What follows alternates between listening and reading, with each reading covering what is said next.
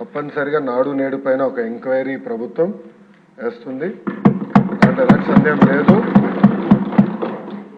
Agreements ఏంటి, గతంలో ఎవరికి ఇచ్చారు ఈ వర్క్లు, ఎందుకు పనులు సరిగా జరగలేదు, నాసరికైన పనులు జరిగిననేది పేపర్లో కూడా గతంలో వచ్చింది. దానిపైన తప్పనిసరిగా ఎంక్వైరీ చేస్తాం.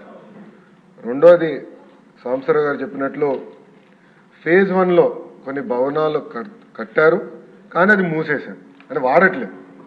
ఏకంగా స్కూల్స్నే మూసేసే పరిస్థితికి వచ్చారు. తెలుగుదేశం, జనసేన, భారతీయ జనతా పార్టీ విధానం ఒకటి. ప్రభుత్వ పాఠశాలల్ని మేము బలోపేతం చేస్తాం. ప్రైవేట్ పాఠశాలలకి ధీటుగా ప్రభుత్వ పాఠశాలలు తీర్చిదిద్దాలనేది మా లక్ష్యం. అందుకే చంద్రబాబు నాయుడు గారి నాయకత్వంతో మెగా డిఎస్సి కూడా ప్రకటించాం. ఉపాధ్యాయుల పోస్టులు కూడా భర్తీ చేస్తున్నాం. నెక్స్ట్ ఇయర్ ఏదైతే స్కూల్ ఓపెన్ అయ్యే సమయానికి ఉపాధ్యాయులు కూడా పకడ్బందీగా మేము ఏర్పాటు చేస్తాం.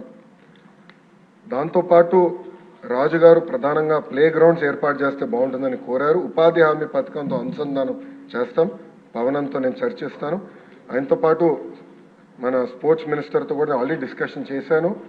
ఇంటర్ స్కూల్ కాంపిటీషన్ ఎట్లా పెట్టాలి, ఇంటర్ డిస్ట్రిక్ట్ కాంపిటీషన్స్ ఎట్లా ఏర్పాటు చేయాలి, కేవలం స్పోర్ట్సే కాదు ఆర్ట్స్ అండ్ క్రాఫ్ట్స్ని ఎట్లా ప్రోత్సహించాలి అని దానిపైన మేము కూడా డిస్కస్ చేస్తున్నాం.